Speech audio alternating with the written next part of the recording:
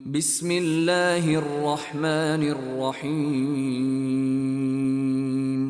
ബിസ്മില്ലാഹി അള്ളാഹുവിന്റെ നാമത്തിൽ.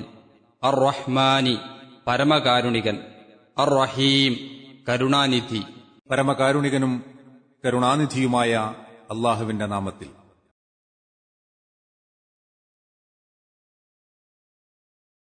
ربنا لا تجعلنا فتنة للذين كفروا واغفر لنا ربنا إنك أنت العزيز الحكيم. വചനം 5. റബ്ബന ഞങ്ങളുടെ റബ്ബേ, ലാ തജഅൽന ഞങ്ങളെ നീ ആക്കരുത്, ഫിത്നതൻ ഒരു പരീക്ഷണപാത്രം, ലില്ലദീന കഫറു അവിശ്വസിച്ചവർക്ക്, വഗ്ഫിർ ലനാ ഞങ്ങൾക്ക് പൊറുത്തു തരുകയും വേണമേ, റബ്ബന ഞങ്ങളുടെ റബ്ബേ, ഇന്നക അൻത നിശ്ചയമായും നീ തന്നെ, അൽ അസീസു പ്രതാപശാലി, അൽ ഹക്കീം അഗാധജ്ഞനായ യുക്തിമാനായ. ഞങ്ങളുടെ റബ്ബെ, അവിശ്വസിച്ചതായ ആളുകൾക്ക് ഞങ്ങളെ നീ ഒരു പരീക്ഷണ പാത്രമാക്കരുതേ, ഞങ്ങൾക്ക് പുറത്തു തരികയും ചെയ്യണമേ. ഞങ്ങളുടെ റബ്ബെ, നിശ്ചയമായും നീ തന്നെയാണ് അഗാധജ്ഞനായ പ്രതാപശാലി.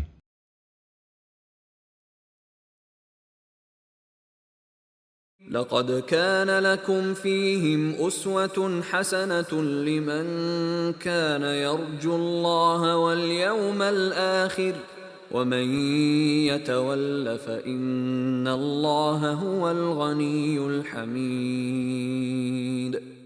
വചനം 6. ലഖദ് കാന തീർച്ചയായും ഉണ്ടായിരുന്നു, ലക്കും ഫീഹ നിങ്ങൾക്ക് അവരിൽ, ഉസ്വത്തുൻ മാതൃക, തുടർച്ച, ഹസനത്തുൻ നല്ലതായ, ലിമൻ യാതൊരുവന്, കയർജു അഭിലഷിക്കുന്ന, പ്രതീക്ഷിച്ചു വരുന്ന, അല്ലാഹുവിനെ, വൽയൗമൽ ആഖിറ അന്ത്യനാളിനെയും, വമയ്യതവല്ല ആരെങ്കിലും തിരിഞ്ഞു പോകുന്നതായാൽ, ഫഇന്നല്ലാഹ എന്നാൽ നിശ്ചയമായും അല്ലാഹു, ഹുവൽ ഗനിയ്യു അവനത്രേ ധന്യൻ, അവൻ അനാശ്രയനത്രേ, അൽ ഹമീദ് സ്തുത്യർഹനായ. തീർച്ചയായും അവരിൽ നിങ്ങൾക്ക് നല്ലതായ മാതൃകയുണ്ടായിരുന്നു, അതായത് അള്ളാഹുവിനെയും അന്ത്യനാളിനെയും പ്രതീക്ഷിച്ചുകൊണ്ടിരിക്കുന്നവർക്ക്. ആരെങ്കിലും തിരിഞ്ഞുകളയുന്ന പക്ഷം അപ്പോൾ നിശ്ചയമായും അള്ളാഹു തന്നെയാണ് ധന്യനും സ്തുത്യർഹനുമായുള്ളവൻ.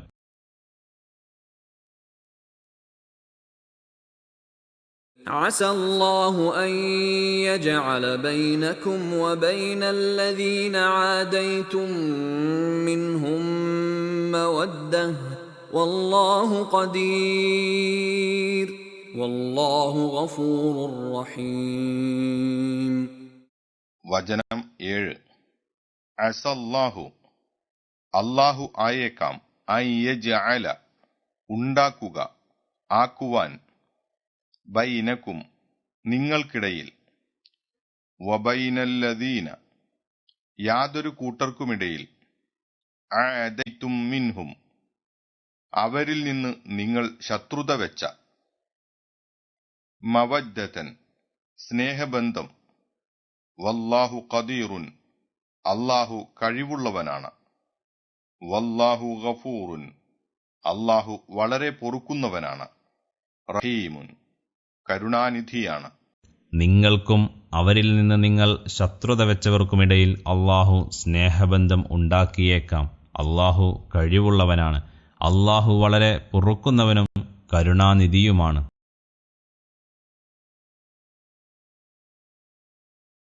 ആറാം വചനത്തിന്റെ വിശദീകരണം. അള്ളാഹുവിനെക്കുറിച്ചും അന്ത്യനാളിനെക്കുറിച്ചുമുള്ള ഭയവും അന്നത്തെ ദിവസം അള്ളാഹുവിൽ നിന്നുള്ള പ്രതിഫലവും രക്ഷയും ലഭിക്കണമെന്ന ആഗ്രഹവും ഉള്ളവർ മാത്രമേ പ്രസ്തുത മാതൃക സ്വീകരിക്കുവാൻ തയ്യാറുണ്ടാവുകയുള്ളൂ. അങ്ങനെയുള്ളവർ അത് സ്വീകരിച്ചു കൊള്ളട്ടെ. സ്വീകരിക്കുവാൻ തയ്യാറില്ലാത്തവരെക്കൊണ്ട് അള്ളാഹുവിന് യാതൊരു ദോഷവും ബാധിക്കുവാനില്ല. അതിന്റെ ഭവിഷ്യത്ത് അവർക്കു തന്നെയാണ് അനുഭവപ്പെടുക എന്നു സാരം. ഈ വചനങ്ങൾ സ്വഹാബികളുടെ ഹൃദയത്തിൽ എത്രമാത്രം സ്വാധീനം ചെലുത്തിയിരുന്നുവെന്നതിന് ഒരു ഉദാഹരണം കാണുക. അബൂബക്കർ റളിയല്ലാഹുവിന്റെ മകൾ അസ്മാ റളിയല്ലാഹു അൻഹയുടെ വീട്ടിൽ അവരുടെ മാതാവ് അന്ന് വിശ്വസിച്ചിട്ടുണ്ടായിരുന്നില്ല. അവർക്ക് ചില സമ്മാനങ്ങളുമായി വന്നപ്പോൾ അവർ മാതാവിനെ സ്വീകരിക്കുകയുണ്ടായില്ല. മാതാവിനെ സ്വീകരിച്ചുകൊള്ളുവാൻ നബി സല്ലല്ലാഹു അലൈഹി വസല്ലമ ഉപദേശിച്ചതിനു ശേഷമേ അവർ സ്വീകരിച്ചുള്ളൂ. അഹ്മദ്, ബുഖാരി, മുസ്ലിം. ഹുദൈബിയ സന്ധി നിലവിലുള്ള കാലത്തായിരുന്നു അത്. ശത്രുക്കളുമുള്ള ഈ സംഘർഷാവസ്ഥ അധികകാലം നിലനിൽക്കുകയില്ലെന്നും താമസിയാതെ അതിനൊരു പരിഹാരമുണ്ടാകുമെന്നും അടുത്ത വചനത്തിൽ അള്ളാഹു സത്യവിശ്വാസികളെ സമാശ്വസിപ്പിക്കുന്നു.